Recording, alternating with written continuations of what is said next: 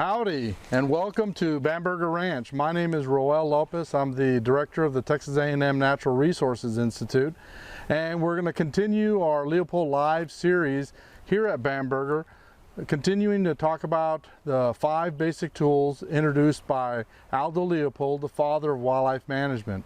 These 5 tools include cow, axe, plow, fire, and gun. And what we hope to do in the upcoming months is show you how those tools can be applied, but with very specific projects and objectives. And so with me is Dr. April Sampson. She's the executive director of Bamberger, and she's going to tell us a little bit about Bamberger and what we hope to cover in the series. Great. Thank you so much, Roel. We're really excited to have you and your colleagues from the Natural Resources Institute back here at Selah Bamberger Ranch Preserve. And we're excited about continuing our journey into Leopold Live version 2. Like Roel said, we'll be providing more detail and more useful information regarding the 5 tools that Aldo Leopold championed. Here at Selah Bamberger Ranch Preserve, we're a 501c3 nonprofit organization, and our mission is landowner stewardship, outreach, and environmental education. So we have many Central Texas school children that come visit us every year for hands-on science-based environmental education lessons, and we also lead showcase tours and workshops for landowners interested in practicing restoration and good land stewardship. So we're very happy to be partnering with Natural Resources Institute, and we know that you'll benefit a lot from the information that we are going to be talking about during this new version of Leopold Live. So let's go ahead and get started. Great.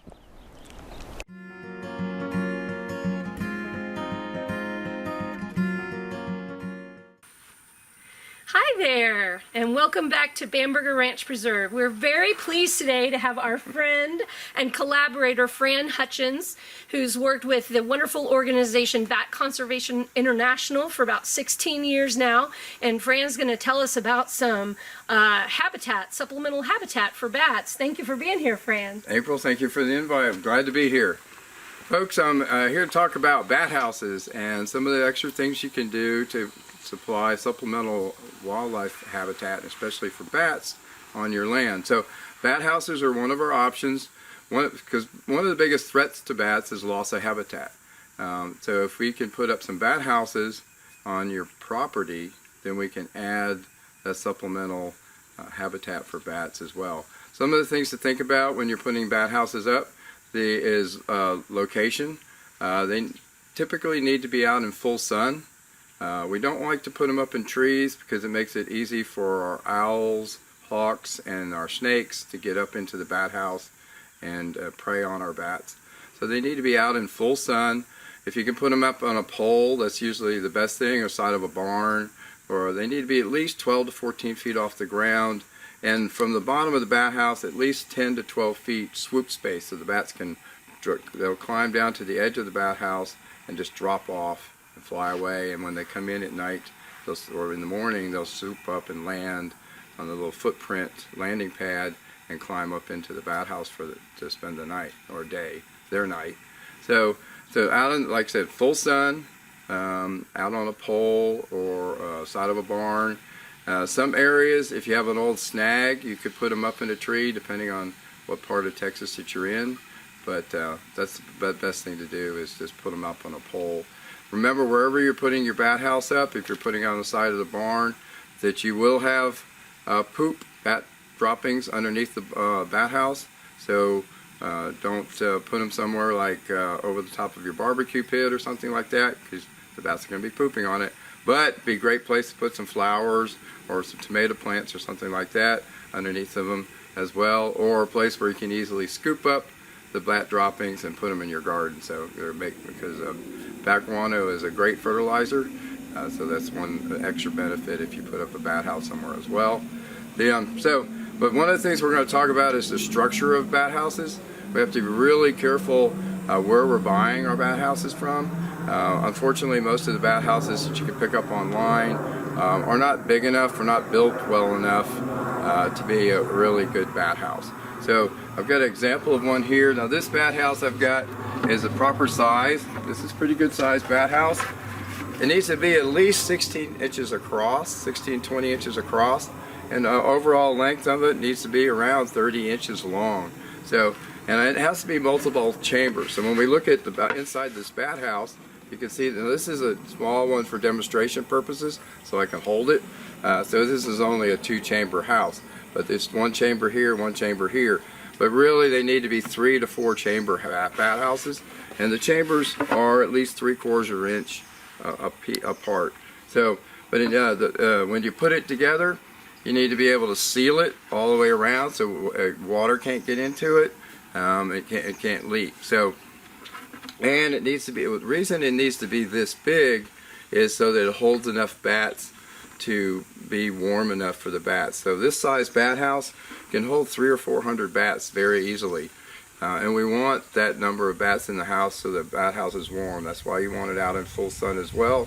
So the bats, the sun heats it up during the day. At least 6 hours of direct sunlight throughout the day just to keep the house warm enough for the bats.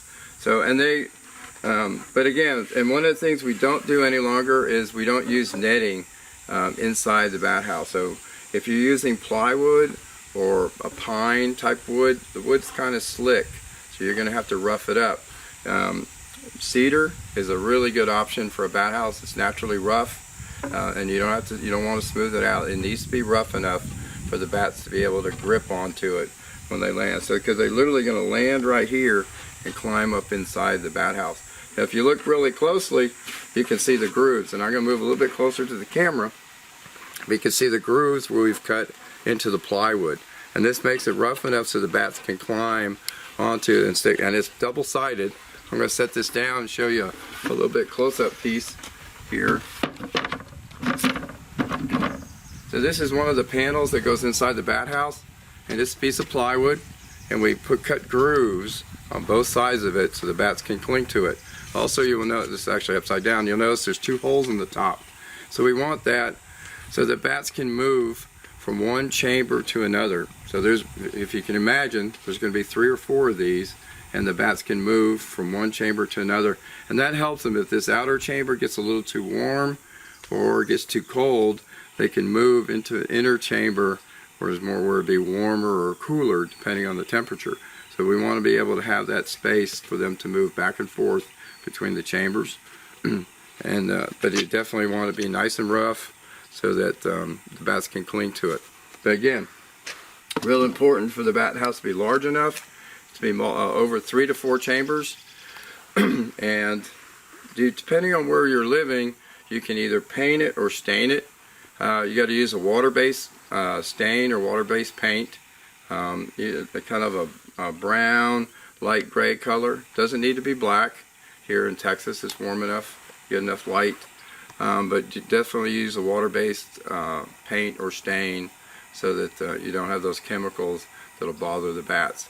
Now, when you put up a bat house, there's no guarantee that you'll get bats in your bat house. You're competing with a lot of natural areas outside. Many of our bats use tree cavities, nooks and crannies and rock crevices, some of the caves that we have in the area, and as well as some of the man-made structures like bridges and even parking garages and those concrete man-made structures. So you're competing with those larger structures for bats to move into your bat house. But if you do get bats in your bat house, they may not be there year-round, depending on the species of bat, because we have 32 different species of bats here in Texas. So different species of bats will use the bat house during different times of the year. They may use it when they're migrating through Texas in the spring and winter as a rest stop. They may use it just for a maternity roost, or if, for example, with Mexican free-tailed bats, it could be just a bachelor pad where our male bats that aren't in a maternity roost will be using your bat house when it's during the summer months. Juvenile bats may just use your bat house when they're first learning how to fly and forage for food and still building up their strength to be out flying longer distances. So you may not get bats all the time, but if you do get bats, and one thing for sure you'll see the bat poop underneath the bat house as well. So, and just remember, when you put up the bat house, put it up somewhere where your pets, dogs, cats, can't get to it, or kids or stuff can't get underneath of it, so that you don't have to worry about the dead bats that might end up underneath the bat house, and one of your pets or one of the kids nobody wants a dead bat brought into the house by the pets. So keep that in mind when you put one up. You might need to fence it off. Some people will put them in the middle of their gardens, so they're fertilizing their garden as well. Just depends on what type of space that you have out there. But putting up a bat house is not the only thing that you can do to help bats and other wildlife on your land. Water sources. So bats, like any other animal, need water within a mile of their roost, and most bats will only forage within 5 or 6 miles of where they're roosting. So they need water source close by. So that needs to be a pool of water. And if you go to Bat Conservation International's website, batcon.org, we've got lots of information about different types of bat habitats that you can put in and things you can do to increase bat activity into your space, your land. So, but putting in a water source where it's a pool of water, something bigger than a bird bath, because a bat, when it gets a drink of water, has to fly in over that water source and lap it up as it goes by. So it needs kind of a long, narrow water source that's calm water for them to get that. So if you're picking a water source, pick something that's long and narrow, a couple feet wide, 4 to 6 feet long. Other wildlife can still use it. Your birds and stuff makes it just a bigger bird bath. But the bats can take advantage of that as they fly over it. Make sure there's no obstructions at the ends of it or the sides of it, because the bat's coming in and swooping over it, and they need to be able to pull up at the end. So you don't want any fencing or other things at the end of it, and that also helps with other birds and other wildlife. One of the also important things you want to do is put an escape ramp in, even if it's only a couple inches deep. Put something in along the sides where an animal, whether it be a bird or a bat, even a lizard, squirrel, raccoon, if they're in the water, they can go, they'll swim along the edge trying to find a way out. So something there where they can climb up and be able to climb out and get out of the water. So that's real important, so you don't have dead animals in your water source as well. So a water source, but also what we call a bat-friendly backyard or bat-friendly space would be planting native plants, flowers, native grasses, shrubs that bats can take advantage of the insects that those attract during the evening hours when they're foraging for food. Also, dark skies is important. Light, artificial light at night affects the foraging habit of bats. When they're flying, when you have lights up in an area, the predators can see the bats. There are a number of different predators that will eat up bats, our hawks and our owls. So having lights up will discourage bats from that space because they don't want to be seen by these predators. So if you do have lights up on your land, put motion sensors on them so they're only on when something's moving about, like when you're out walking around. The lights will turn on, you've got the light that you need, but when you're not there, the lights are off, and all the other wildlife will benefit from that as well. If you want to know what's wandering around, put up a game camera with infrared light, and you'll be amazed at all the wildlife that's wandering around your property when the lights are off. So definitely that. If you pools, if you have a swimming pool, putting in an escape ramp as well. And if you can turn the lights off on your swimming pool, that'll help bats as well. Bats will use the swimming pool as an additional source of water. If they end up in the pool, then the escape ramp helps them out. And there's lots of different escape ramps that just cling to the side of your pool. And birds or bats or squirrels or mice that end up in your pool can climb right out and scurry away, and you won't have to end up with having to fish out something dead out of your pool the next morning.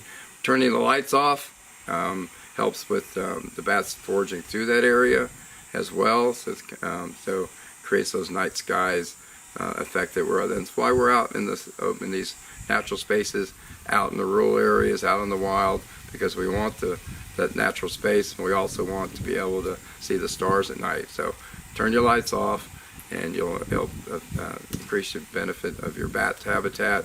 And again, good bat habitat, all the other wildlife in the area benefits from it, because you have a water source, you have insects in the area for bats to eat, the other animals are eating those insects as well, and also those smaller animals become food for our larger animals, and it just completes that whole ecosystem and makes it for a great habitat.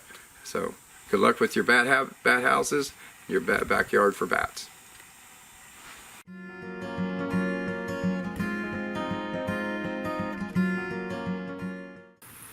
Well, we're here today at Selah, Bamberger Ranch Preserve, and not all of us can have our own bat cave or build our own bat cave. So bat houses are one of the options that we can do to create some small bat habitat on our ranches. And some of the things that we want to think about is after we've put up a bat house is maintenance.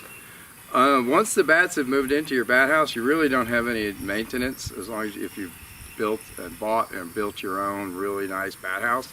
But before the bats move in, and it could take years for them to find your bat house, if they do at all, mainly because you're competing with the natural habitats that they have to choose from, is keeping the mud daubers and the wasp nests out of the entrance to your bat house. So you could do that with a garden hose or a long pole, because you want, again, we want them to be 12 or 15 feet off the ground. So that's really the only maintenance that you have to worry about. Safety-wise with your bat house, just remember when you put the bat house up, you want to put it in a space where you're liable to have bat poop under your bat house. So it needs to be out in an open space.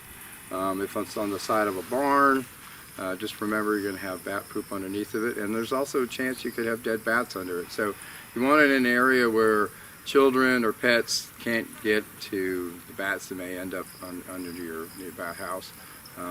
If you do end up with dead bats under there, remember you want to use wet leather gloves when you're picking up, moving the bat to throw it away.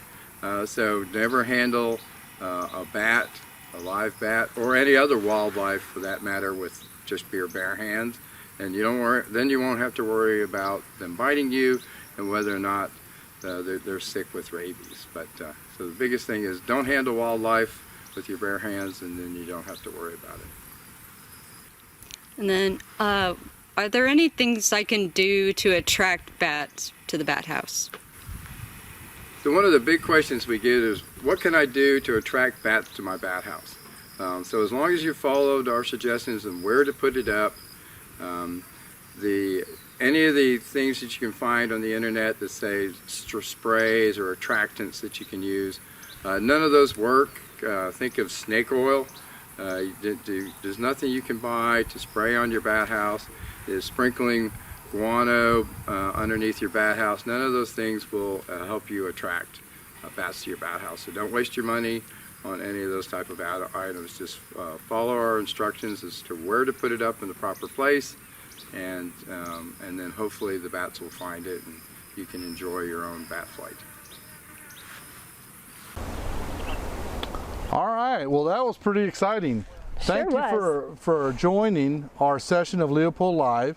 Again, we'd like to thank all those speakers and those that participated with our session. Look for upcoming sessions over the course of the next year, and our hope is to cover these very specific topics that are of interest to landowners and natural resource managers.